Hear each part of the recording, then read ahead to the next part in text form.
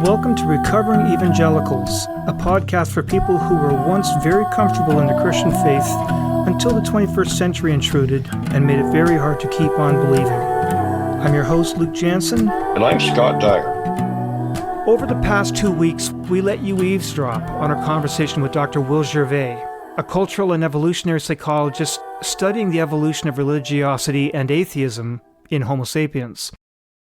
In his book, Disbelief, The Origin of Atheism in a Religious Species, he completely dismantles the popular notion that the most reliable pathway to atheism, or the path most often taken out of atheism, both of those use the cognitive ability of reasoning one's way out of a previously held religious belief and or reasoning one's way toward atheism. Those are two different journeys, but both involve using the rational part of our brain, thinking one's way out of religious belief. That's the myth that he challenged. And this is, of course, a strategy that the new atheists are always talking about. And while it may be true for some people, including those new atheists like Richard Dawkins or Sam Harris, Dr. Will Gervais shows how it's not so much that neurobiological pathway, but rather cultural influences that do much of the heavy lifting when it comes to becoming an atheist, especially the absence of credibility-enhancing displays and conformist bias learning, following after one's parents or peers, and prestige bias learning, following after celebrities and social media influencers and leaders. I can only hope that we were able to effectively distill that take-home message to our listeners in our 2 hours with Will. Yeah, it was a great conversation, and the fact that it was 2 hours kind of says it all in a way, because when we started, we were intending it to be one episode. Yep, 1 hour, yep. Yeah, it's really fascinating because it's true that on the one side, when it comes to religious belief, that tends to get reduced, right? That tends to get, well, it's because you were raised that way, it's because of all these psychological and social factors. But when it comes to atheism, that's always put out as more almost totally an intellectual thing, right. you know? And so for him to challenge that is really interesting, and especially because on his side, he himself is, I believe, an atheist. Exactly. He declared it very clearly. Right. So, you know, that's to me speaks very highly for his willingness to look at his own ideology, his own worldview under that critical light. Right. Now, Will also showed that the same thing can be said about humans moving in the opposite direction, not toward atheism, but toward a religious faith. Again, he said it's not the neurobiological pathway of reason. It's not simply that most religious ideas are so, in quotes, sticky, a really technical term that Will often used, meaning that as soon as one hears the idea, it just immediately lodges somewhere in our brain. We absorb it and embrace it, and we become believers instantly, just like that. An analogy that Will used in his book, but I don't remember him using it during our conversation, is that the human brain, with all its neurobiological hardware and software, is not like a paint-by-number set, such that our brains have these ready-made spaces or receptacles for believing in this God or that God, empty shapes waiting to be painted or empty bowls waiting to be filled.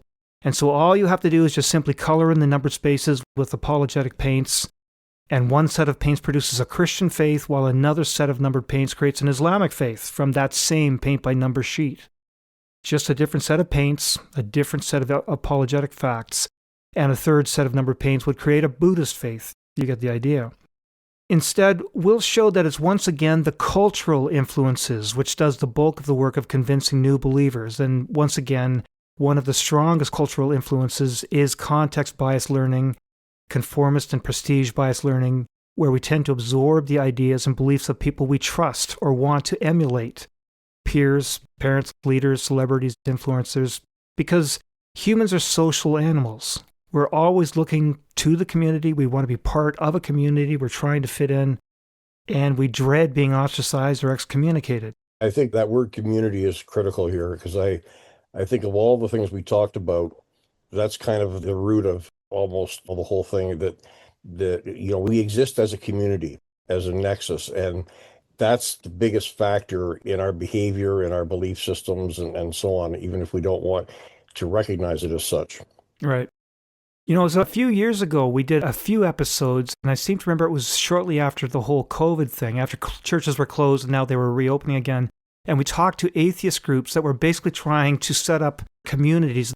They wanted to give up church, but they wanted to keep a community and a lot of the elements of the community. They still want to sing songs, but now they're going to sing Beatles songs. And Yeah. they still wanted to do good works, charitable acts. They still wanted to have a good motivational speech of some kind in place of the sermon. But it was the community that they were trying to hang on to. Yeah, no, it's really interesting. And I believe there's already been some sort of a split within that group or something. It's hilarious, eh? It just shows that the human factor, right, is consistent across no matter what the particular faith is. Right. What did they split over? There's some issue. The role of women? Yeah. No, I'm sure not that. No. But yeah, I forget what the issue was. But no, there was something that they Okay. just yeah. But another cultural influence that Will talked a lot about, again, was credibility-enhancing displays, which include watching other believers sacrifice their time, their effort, and money for the religion they've embraced, or watching them suffer hardship for their faith. Or, there's perhaps the most convincing credibility-enhancing display, watching other believers becoming martyrs for their faith. And I have to say that had long been one of the things that has, or had, been so influential for me. I've long been saying that it was the growth of the early church through so much opposition and even martyrdom, which kept me thinking and saying that there's got to be something real here. But I want to say a few more things about that later on in our conversation today. Yeah, there's a lot of belief by proxy. Douglas Adams, who I'm sure our listeners all are aware of, and he wrote The Hitchhiker's Guide to the Galaxy.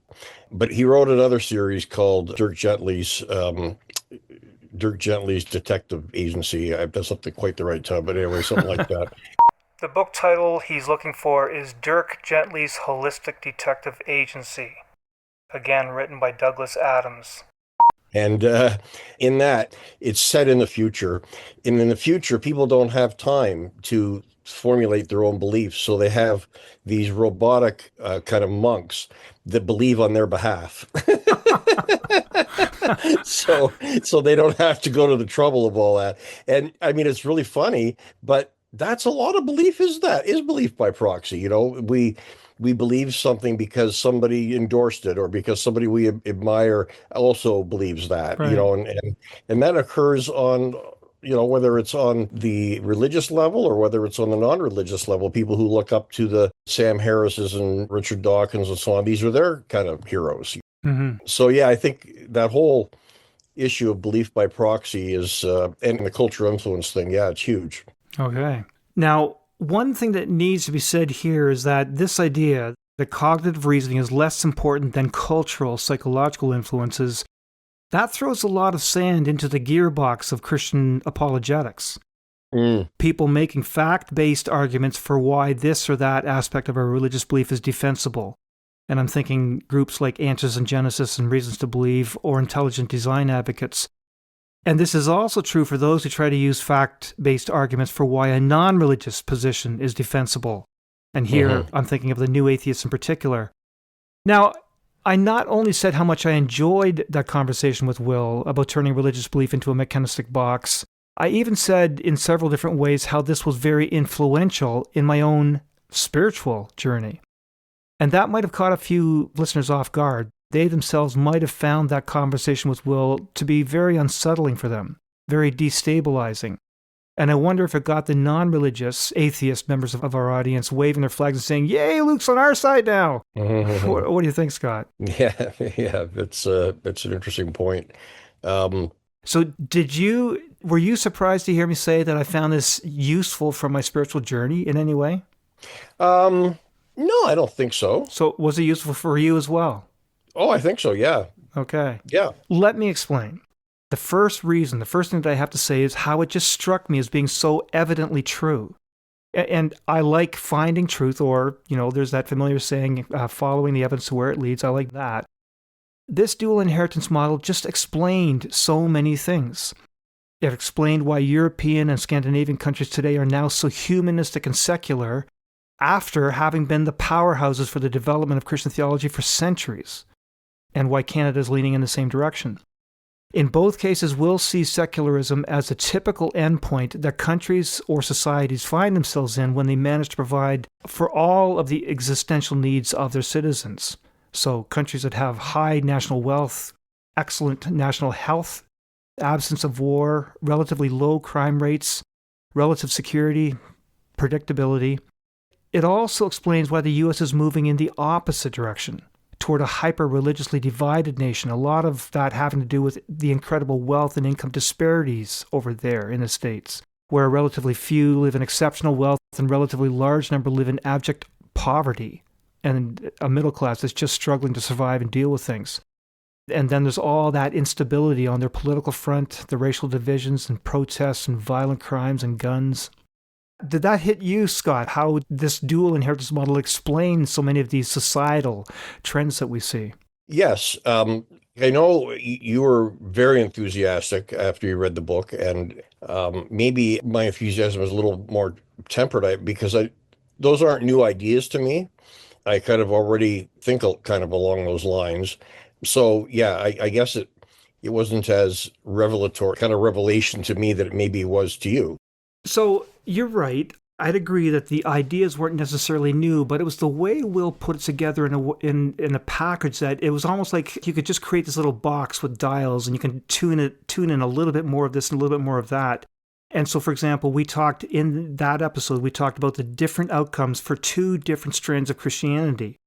Right. He talked about the Shakers and the Latter-day Saints. We didn't really get into the nitty-gritty in the conversation, but in the book, he does a great job doing this. Those two strands of Christianity, they started at roughly the same time in history, roughly the same part of the world in the States, in the US. They had the same national, political, and societal context and more or less the same set of scriptures, but then with just some very fine adjustments of just a few specific parameters, mostly to do with the cultural influences and particularly, absolutely, the credibility enhancing displays. One of those two grew to huge numbers and the other one just died out. And I had to wonder at the time, I was thinking about it, I wonder if we could do a similar exercise talking about Judaism and Christianity, how they fared so differently on the global stage, the one doing far better than the other when it comes to growth rates and total numbers and global expansion. I wish we had talked about that with Will. But so back to my original point, you're right, the core ideas may not be new, but it was a way that Will could turn these into quantifiable things that you can just increase a little bit here and decrease a little bit there and see such big changes. Yeah, I like that term quantifiable. And I think maybe that is why the approach is particularly appealing maybe to you. And it's not that it's not appealing to me, but particularly because you're a scientist and that's what scientists deal in, right? They want things that they could feed data into and filter data and come up with, frameworks for understanding what the data is telling us in a somewhat hopefully objective fashion. And this brings that to religion in a sense, it brings it to the study, which is really kind of what sociology, I guess, attempts to do, right? And has had, success to some degree, but then of course, it has its detractors that argue that it's really kind of a pseudoscience, but at least it's an attempt to apply a kind of a rigorous methodology instead of just our intuitive but often wrong beliefs about where religion comes from and why are people religious and stuff like that. Yeah. And I think it's true that if you look around the world, the landscape is so different religiously. And, you can almost guarantee you that if you look at a country and it fits a certain economic profile, you could almost predict what the religious situation in that country will look like. Maybe not exactly, but probably a lot of Pentecostalism, like on the Christian side of things, much more conservative and so on. Then if you look at a country that's more affluent and so on, then you get a different, you get the more liberal perspective. The U.S. is a very interesting situation because, first of all, it's not monolithic, right? It's 50 countries in one. And I think a lot of people looking from the outside at the US see it as kind of monolithic, but it isn't. And because it has allowed such freedom of religion, you get a real mix, like compared to many other countries, right? Like many other countries, the religious landscape is fairly, I guess, homogenous, whereas in the US, it's very heterogeneous. It's all over the map. And I think a lot of reasons for that is because they were very clear in the very beginning that the state would not promote any particular religion, and that was the best thing for that ever happened to religion. Even though they're fighting against it now, that's what's hilarious to me about these Christian nationalists is, they don't realize that what they want to do would destroy faith. Like what they want to do is bring back the old European model of a Christian state. Right. And go look at all the countries that had a Christian state. Look at where Christianity's at in those countries. It's completely dead, or almost. Yeah, I hear you. It's just ironic to me that, that's what they're pushing for, but I think it'll backfire, Right. and I think it's already starting.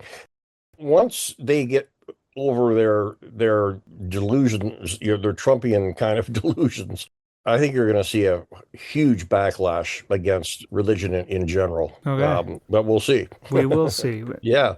Now, what I liked so much was that this dual inheritance model predicted so much about societies. We talked about Scandinavian versus Canadian versus the US, or different strands of Christianity. But then what really amazed me when I was reading this book, and it was the way Will would word it, it just so resonated with my own life. The three generations, the one preceding me and the one following me in my generation. So the fundamentalist evangelical world of my parents' generation, and then the more liberalized Christian world of their children's generation, which is my generation, who, we dropped a lot of our credibility enhancing displays, and how that then played into the third generation, the children of my generation, who became a very non-religious generation. So very fundamentalist evangelical transforming into a liberalized world, transforming into a very non-religious generation. They're not anti-religion. They're not necessarily atheists, but they do like to call themselves spiritual but not religious. And as I said in the episode last week, they're very apathetic about organized religion and church life. And I think at that point, Scott, you then said you saw the same thing in your own life. Yeah, it's kind of interesting because you and I have had such opposite journeys, right? I grew up in the very liberal setting, right, and then ended up becoming quite conservative at one point. And so I went on the opposite. And I'll pause you there. What was it that transformed you from the liberal to the conservative? I would say, looking back on it, mostly community and a religious experience. I was a very disaffected youth. I was very messed up in my teen years, and got into the drug culture and all that kind of stuff. And I had a lot of angst. And I came across a community of people that just seemed to express real love and real acceptance of me, and they were. And that's what the church can be at its best. When it's an accepting, caring community, even in spite of all the hypocrisy and nonsense that goes on, they really embraced me, and I think that was a huge factor in. So then when I look back, go ahead. So now if I compare it what you just said using Will's words, all the things you just said, those are equivalent to what he meant by peer biased learning. Yes. And basically credibility enhancing displays. Yes. And the thing is, even if I didn't recognize it at the time, the price of admission into that community was believing certain things. That was the price of admission. So the belief came kind of second. You want to be accepted. You want to be part of this community because they're showing you love. They're showing you care. And then they express the fact that, well, to be part of they don't put it this way, but basically to be part of that community, these are the things that we believe and the things that you need to believe, right? And so then you do, or you say you do, or whatever. Now, and in my case, I think I genuinely did, but right from the very beginning of my kind of conversion, right from the very beginning, I had deep, deep doubts about a lot of stuff and really struggled with that. And leaned on the community to help me through those doubts.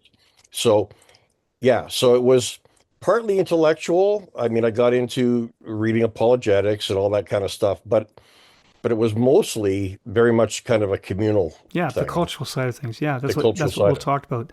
Yeah, for sure. Now, I cut you off earlier. I cut you off to emphasize the words that you were saying to our listeners here were actually what Will was saying. You just were using very different words. But you're in the middle of saying how you and I had different paths. I came from a very hyper-religious faith and became more liberal. You said you came from more liberal and became more conservative. Yeah. And then you were going to say something else after that. Oh. I think you're going to say how your kids, just like my own, I mean, we started my wife and I started dropping our credibility enhancing displays. Sometimes church wasn't so important. The kids had Yeah. sports, and so church we just won't go to today. And Yeah. basically slacking off on our credibility enhancing displays. And for them, the church thing was just not so important anymore. They were non-religious. And I think you have said that about your own kids as well. Well, it's really interesting. Again, I've got three children, and they run the spectrum. One became a fundamentalist Muslim. One is a basically an atheist and quite comfortable with that. And then another one doesn't care really, like he's more spiritual but not religious. Right. He Yeah. doesn't identify with any particular group or anything like that. So yeah, so in my case, it's really kind of interesting. I kind of got all three different angles. Yeah. So do you think, and I'm going to put words in your mouth, I don't know this, I'm going to just check here. So, Yep. of your three children, the one who more or less went into the atheist direction, how much of that was reasoning their way out, as opposed to, for example, they just saw fewer credibility enhancing displays in you and your wife's life? Mm. The one who became a very liberalized Christian, again, was it because he or she just didn't see a lot of credibility enhancing displays and cultural influences? And the one who went towards Islamic faith, what was it that spurred them to make that decision? Was that, again, a cultural influence, not coming from you, but from other people? Yeah, really good question. And to be honest, I could answer it for the one who adopted the Muslim faith a lot easier. The other two, I'd have to ask them, I think, in a lot of ways. But I know my one daughter who's an atheist, she just has told me, she said, Dad, even when I was a young child, I just thought, nah, I just don't believe there's anything, what we kind of see and feel. Like Santa Claus, never bought into Santa Claus, never, it's just like she just had kind of an unbelieving mindset from, and that never went away. But And but go ahead. and did she grow up under parents, you guys, Yeah. taking them to church every week, doing the Bible readings every day, prayers at meal times every time? Is that what they grew up with, or maybe not? I would say pretty much. We weren't like over the top, but we were pretty involved in the church, and then went to Sunday school, and all those kinds of things. So Okay. uh, I would say, yeah. The one who went the Muslim direction, that was an interesting thing. In a lot of ways, she parallels me in the sense that she fell in with a group in high school of people that really accepted her and welcomed her, and So and I'll she just be Will Gervais here saying so peer bias yeah. learning. Okay. Right. Yeah. Yeah, Keep for going. sure. And then throw in the fact that there was a young man in the group that she was attracted to. That's that's another part of it. All right. But the other thing is that she has a lot of angst. She has a real unfortunately, she got from me the anxiety issue. And what really attracted her was something that was very kind of set out, right? Like she'll often say to me that Christians are too liberal. Like she wanted a religion that said, do this, this, and this, and you fulfilled the requirements kind of thing. Not something that's kind of airy fairy and not too that has all kinds of different opinions and stuff like that. She's very attracted to the idea of really, in a sense, rules that are clear and set out, and follow those rules and things will be okay. Right. And so again, Will emphasized that in situations, conditions, social conditions where there's predictability and stability, Yeah. then the religion tends to become much more liberalized and not very vigorous, as opposed to situations where there is stress Right. over existential factors like Yeah. the anxiety that you and your daughter were feeling for other things. Will was saying that when the stress goes up, when the unpredictability and the fear factor goes up, then religion becomes much more important, Yes. as opposed to situations, conditions, societal conditions where or family conditions where there's much more predictability, stability, and calm and peace, and everything's provided for what there's no needs of any kind. Right. Then religion becomes very okay. I'll take it or leave it. Well, yeah. I mean, what typically evangelicals will talk about is being lukewarm.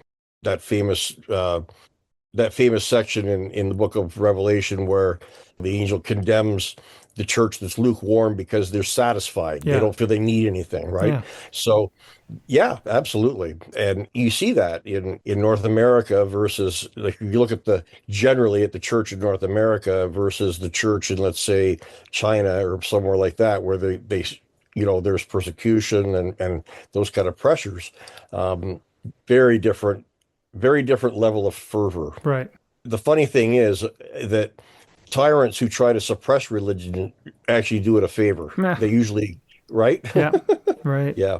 So to kind of pull all of these ideas together then, I did find this model to be so amazing in the way it seemed to explain so many things. And I found the model was so internally consistent. And it made me think of an electronic box with dials and switches, two big dials on the face of it. One dial's labeled genetic inheritance and the other's labeled cultural inheritance, why it's called the dual inheritance model. And then smaller dials beneath those for things like content biased and context biased learning. Again, we talked about the dials for conformist versus prestige-based influences and credibility-enhancing displays. And all you needed to do was just twiddle those dials around to different settings to get different kinds of religious belief. And let me emphasize, not different content of belief, meaning it's not that one predicts a Christian belief and one predicts a Buddhist, but rather a different quality of belief. And so I talked about that electronic box, and Will liked that metaphor. And in fact, I think that's what he already had in his head when he was writing the book, because he was always talking about dialing in a little bit more or less of this or that parameter, often the credibility enhancing displays, and then observing the effects that had on the emergence of belief or atheism. And it really struck me how this provided for me a very mechanistic explanation for something that previously seemed to me to be so spiritual in nature. The whole idea becoming a religious species or a religious individual, choosing a faith system, becoming born again, as we Christians might say, or in the case of going atheism, you're letting your faith grow cold or letting the lamp of the spirit inside go dim. Those were all very spiritual explanations, but now I saw something that was a lot more mechanistic. So this world of faith and belief and religion had previously been so nebulous and so mystical to me, but now I could start looking at it like an electronic box that humans have evolved and built into our societies. And one more thing, let me be clear here. It's not that I like it better because it's mechanistic. Instead, I like it better because it's real. It fits the data, it's defensible, it's testable, and it makes sense. And that's more satisfying than passively waiting for some unseen immaterial agents to move me. What about you, Scott?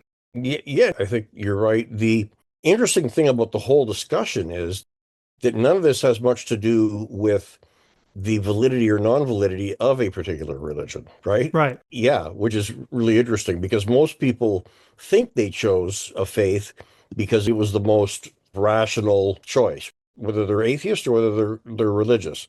But this kind of is demonstrating that that's probably not the case. And even there's a very strong tradition within Christianity that makes that argument. The idea of that it's belief and then understanding, not the other way around, right? And the famous Anselm was the famous former of that faith kind of following idea. Understanding. Yeah, faith-seeking understanding, right? And that's kind of what this model is saying in a lot of ways. Is that I can identify with that because for me it was, like I said before, I came to this faith based on acceptance by a community and all those kind of things, and then okay, now how do I understand this faith? How do I believe these things? And then the rationalizing starts to happen and so on. Right. Now, this train of thought of seeing this little electronic box with dials and switches on it that can explain one's faith, that made me think about something in the past that was completely different. In this case, humans coming to a new understanding about the weather, which for millions of years completely mystified us and had us living in fear and uncertainty about storms and droughts and famines.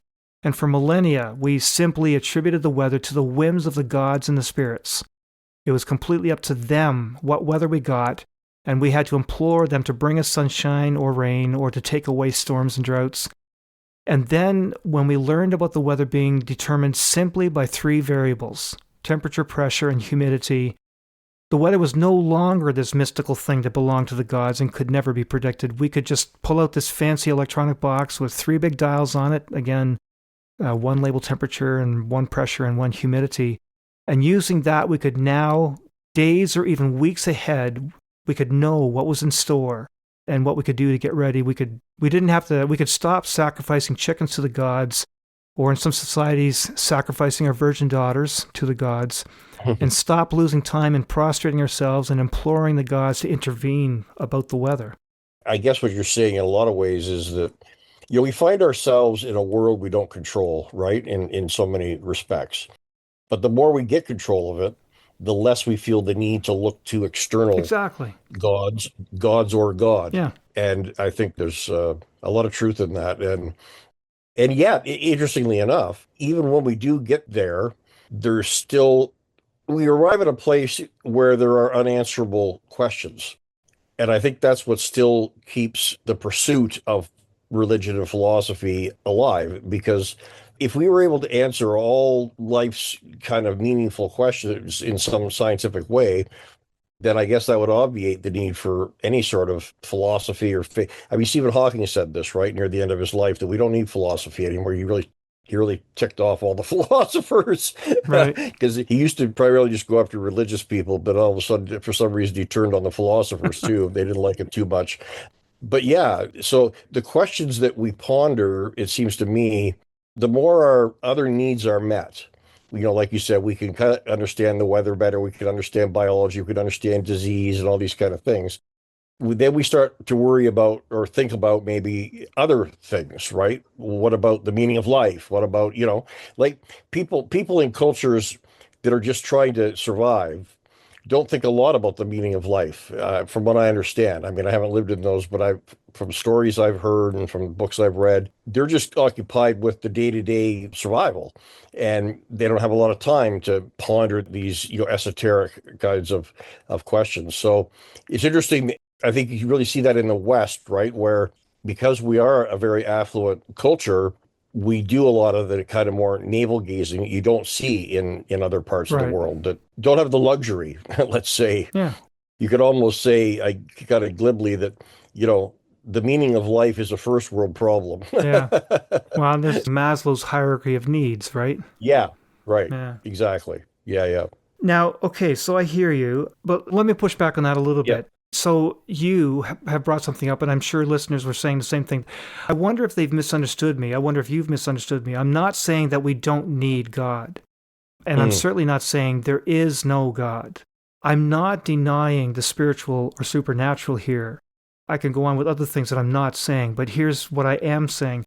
Contrary to those misinterpretations, I can still fully accept this model that Dr. Gervais is proposing, while at the same time insist that I can have a fully Christian faith. And that's what you were addressing. Yeah. So I can still hold a purely mechanistic explanation for the weather, that control box with the dials for temperature, pressure, and humidity, and then either make the choice to decide that there's no such thing as God, or, on the other hand, I can choose to believe a God could have created the world in such a way that the weather just happens all by itself, that the weather is self-controlled by those three variables and governed by the physical laws of nature. And in the same way, I can accept a mechanistic explanation for humans arising from, a mechanistic process through Darwinian biological evolution, variation, and natural selection, and then make the choice again that there is no such thing as God, or the choice that God created a world of life that unfurled all by itself through various physical and chemical laws, and then biochemical laws and biological laws, again, including biological variation and natural selection. And it's at this point I want to remind the Bible thumpers that when you look at the creation account in Genesis 1, after it says, "Let there be light," and "let there be bodies of water above and below," "let there be land," "let there be lights in the sky," after those, where God seems to be doing all the work, we get to the part where God says, "Let the land produce vegetation." And then a bit later on, "Let the land produce living creatures." So it's the land that he created that is now operating independently to produce those life forms. Yeah, it's a very interesting. Yeah, I know. But yeah, I think we do have to be careful that we don't all of a sudden become concordist because we see something that agrees with kind of an evolutionary point of view. I don't think those comments in Genesis have anything to do with any sort of Darwinian mechanisms or anything like Right. that. They're just It's just a poem, right? And I'm 100% But with you. What I'm doing, yeah, though, is I'm saying to those who say, but the Bible says, then I yeah, go, yeah. well, yeah, what does the Bible say? Let's look at that. Right, right. Yeah, And so, where I'm going with those two examples is coming back to Will Gervais' proposal of a dual inheritance model for religious belief.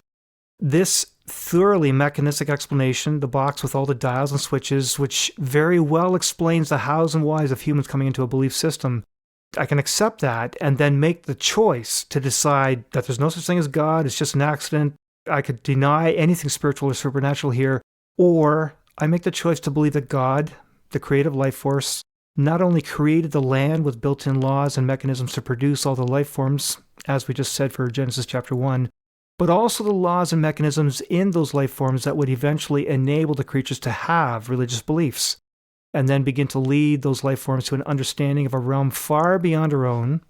You could call it a spiritual or supernatural realm, and a built in drive to pursue that understanding. Humans seem to be internally driven to find the divine. And at this point, I really want to ask listeners if they're interested with this idea, go back to episode number 156, where we talked to Dr. Chris Berger for his very detailed explanation of this very same idea. yeah. Quite often you'll hear an argument.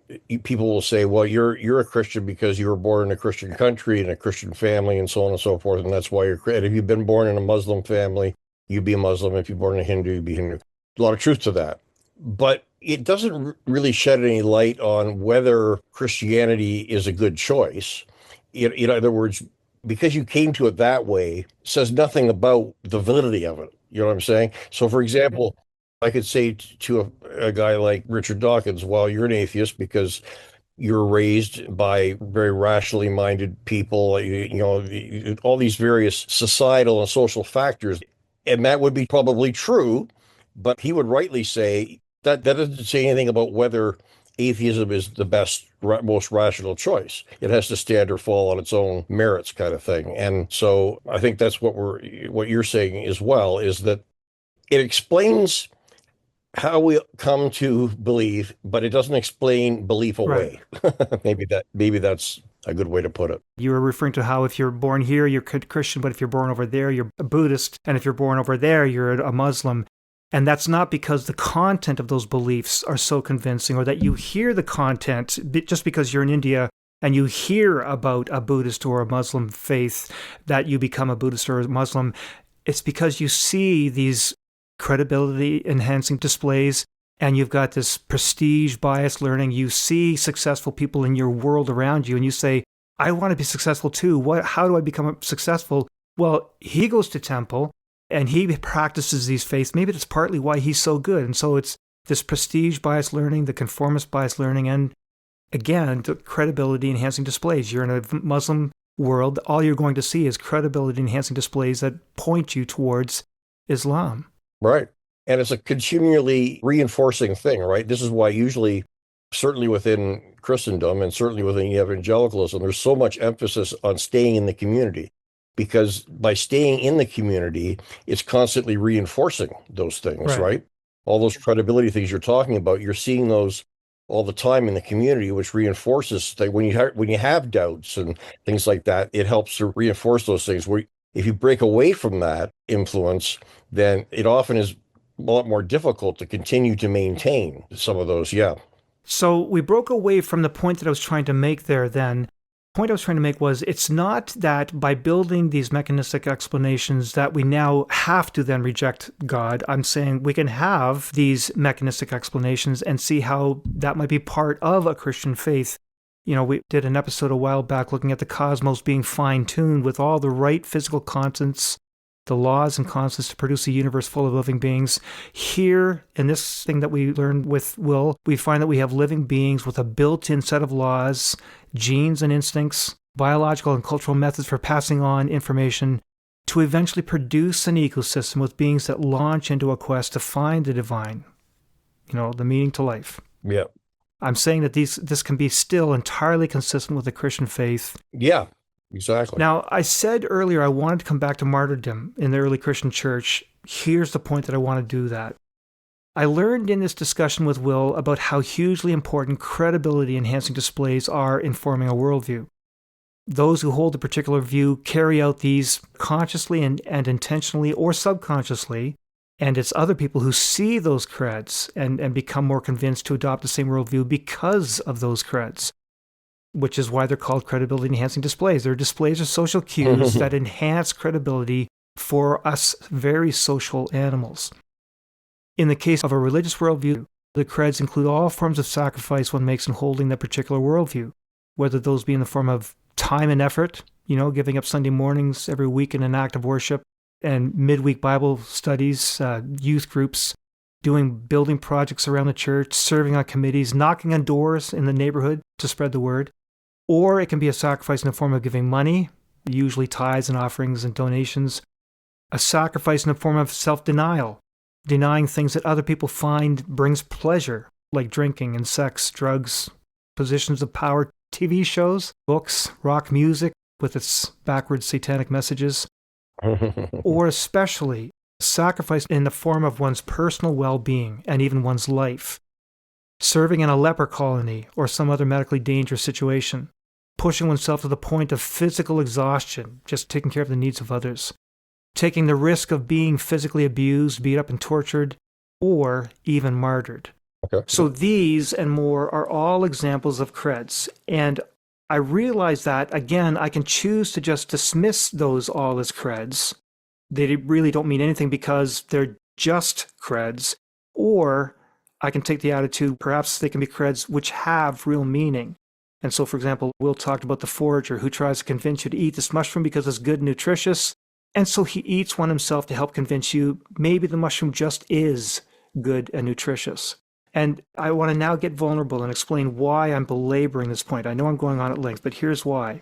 A few days after reading Will's book and recording our interview with him, I suddenly stopped and I said to myself, okay, Luke, you realize now that the stories of martyrs in the early Christian church are just creds. And saying that out loud, it suddenly shattered one of the two pillars that propped up my Christian faith. As I've said before, the first pillar was always just seeing the wonder of creation in my microscope, which I used for decades in my research. Life always amazed me, and I just found it too hard to believe that it was all just an accident, a fluke of random luck. But the second pillar of my faith had been the rise of the early Christian church, when becoming a Jesus-believing Jew would likely end up costing you any standing of any kind in the community. Family, friends, neighbors, and employers, they would all ostracize their fellow Jew who now worshipped a human. And there was nothing to gain by becoming a Christian and everything to lose. Your life could often be a threat, and in some cases, you would be martyred. And then you add to that the fact that you would bring all of these things down on your spouse and your kids as well. So all these are huge costs, and yet the early eyewitnesses persisted against all those costs. And to me, that was a statement that there was something special about this Jesus of Nazareth that was worth risking everything. But now I had to look at it all as just a cred. It had no value or meaning because it's just a cred. And I marinated in that for a while. But then I realized that, yes, this was a cred. It was a credibility enhancing display, this martyrdom. But it was being done simply because those were convinced. It was a testimony to some perceived value in putting their faith in this person. So it was a cred, but not just a cred. So I can still see those martyrdoms as creds and still also as evidence of something worth making a sacrifice for. So that pillar that I thought had now been shattered is now as strong as ever. Yeah, in a lot of ways, I think what you're hitting at fundamentally is the whole reductionist fallacy, right? That if we reduce something, we don't explain it, we explain it away. We're learning more and more, for example, about nutrition's effect on mood. So depression and anxiety. So I know for myself that if I don't eat properly, I can get very anxious. And so you could say, well, then it was nothing but the fact you hadn't eaten. Well, it wasn't nothing but that was a factor in it. Right. So just because something is part of the causal chain doesn't say anything about its, in a sense, I guess its meaning Validity. or validity. Yeah, exactly. Yeah.